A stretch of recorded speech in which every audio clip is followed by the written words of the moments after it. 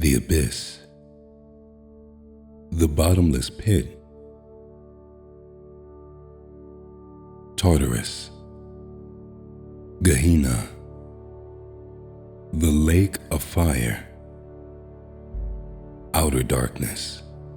I am sure you have heard these words before, and you may have not been exactly sure what these are.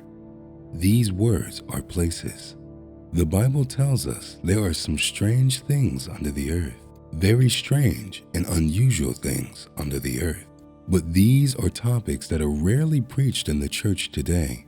They are topics that are typically avoided because they are not cut and dry, straightforward theological topics. But I personally am a Bible believer and believe that everything in this Bible was written for our understanding and knowledge, and for us not to dance around subjects or avoid them. Today, we are carrying out a biblical study on the evilest place in the universe, the abyss. Some people believe that the abyss is the same as hell, but that is not correct. The abyss is not the same place as hell. It is spoken about in the Bible differently from hell. Some people believe the abyss is the lake of fire, but the abyss is not the lake of fire. The abyss is the evilest of all places in the whole universe, but it is separate from hell or the lake of fire and has distinct features from hell or the lake of fire. What exactly is the abyss? Where is the abyss? And what scriptural relevance is attached to it? The abyss is described in the Bible as the bottomless pit. In the King James Version of the Bible, the word bottomless and pit occur in 7 verses of the Bible, all in the book of Revelation. Revelation chapter 9 verse 1, Revelation chapter 9 verse 2, Revelation chapter 9 verse 11, Revelation chapter 11 verse 7, Revelation chapter 17 verse 8, Revelation chapter 20 verse 1, and chapter 20 verse 3. All these references are not referring to hell, but abyss as a bottomless pit, which is separate from hell. The abyss is an unfathomable, deep, or boundless place. The word abyss is from the Greek word abyssos, meaning bottomless, unfathomable, or boundless. In the Bible and in Jewish theology, the abyss is often a metaphorical reference to the place of evil spirits. Sometimes the abyss is pictured as a deep or bottomless hole in the earth. Let us consider special biblical events that will take place in respect to the abyss, the bottomless pit. The word clearly denotes a pit or hole that is unbounded, immeasurable, and a part of the underworld. The KJV translates abyssos as the deep. We know that the book of Revelation opens the future to us. And in chapter 9 of the book of Revelation, the Bible reveals to us that there is a time coming where the bottomless pit and those who dwell in the abyss will pour out the abyss and enter into the earth. The first time the Bible referred to the bottomless pit in the book of Revelation, it was in respect to the 5th trumpet of God's wrath, which will be sounded during the Great Tribulation. The moment the trumpet was sounded, John saw a star which fell from heaven. The star is a symbolism of an angel to whom was handed the key of the bottomless pit. That angel was given the authority to open the bottomless pit, and great smoke rose out of it, and darkened the air, and the sun were darkened. And there arose locusts from the smoke, which had the power of scorpions to torment the people of the earth by their sting. The star that fell from heaven is an angel. The exact identity of who this angel is not known. But there are 2 things that are clear in the book of Revelation. The first of which is that this angel was given the key to the bottomless pit.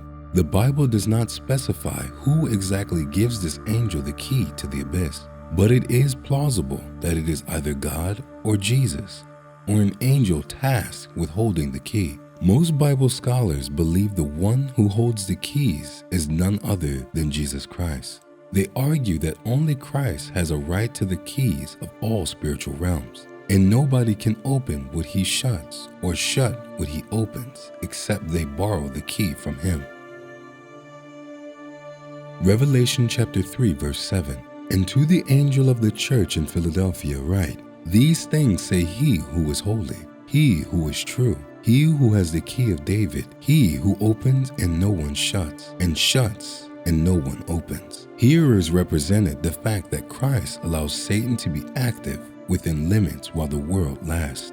The second thing we know about the abyss is that the abyss has a king who dwells there, whose name in Hebrew is Abaddon, and in Greek is Apollyon, the destroyer. Revelation chapter 9 verse 11 says, "And they had a king over them, which is the angel of the bottomless pit, whose name in Hebrew tongue is Abaddon, but in the Greek tongue have his name Apollyon." So, Abaddon is the angel in charge of the bottomless pit, an angel of destruction, and the archangel of the locusts. According to Jewish theology, the belief that the abyss is a place of evil spirits agree with the fact that mysterious locusts will rise from it to torment the people of the earth. These locusts are not the usual locusts people know.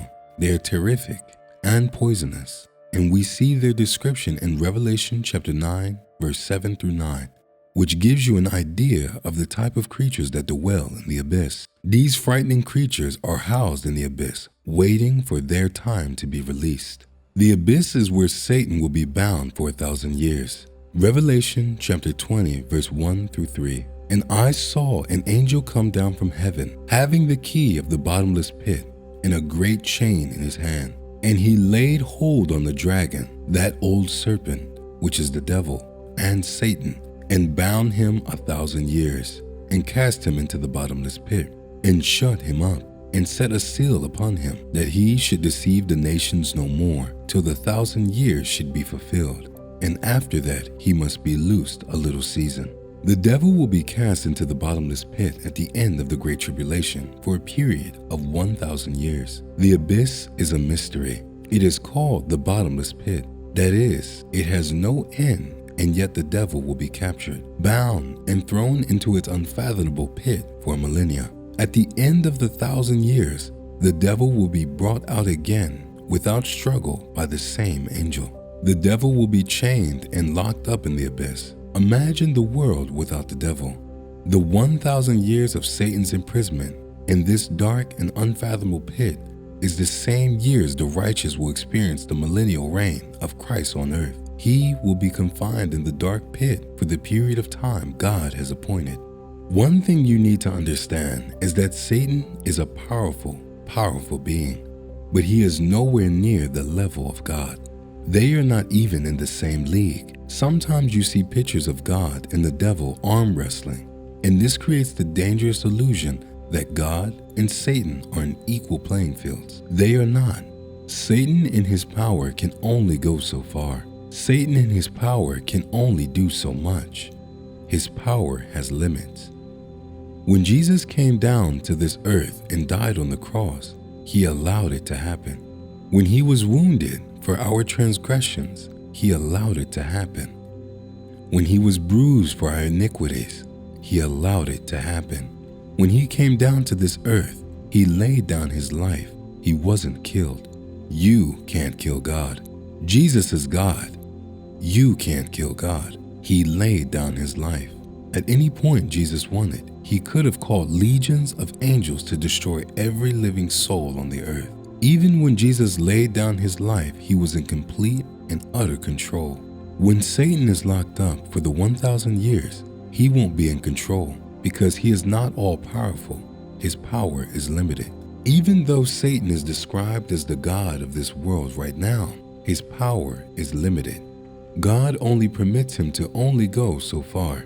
Even right now, his power is being restrained by the Holy Spirit, and the Bible proves this. 2 Thessalonians chapter 2 verse 7. "For the mystery of iniquity doth already work.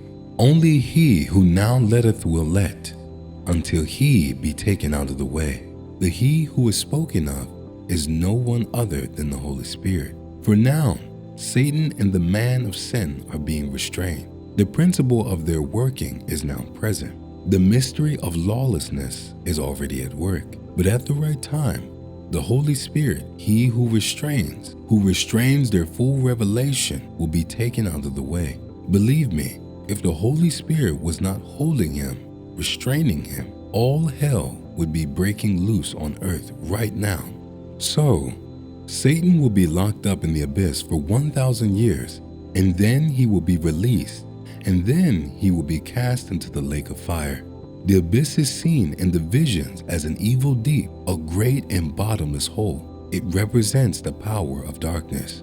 Some argue that the abyss is closely associated with a place called Tartarus. This is an area of contention amongst Bible scholars. It's possible that the abyss and Tartarus are two separate locations, or even one place with two different names.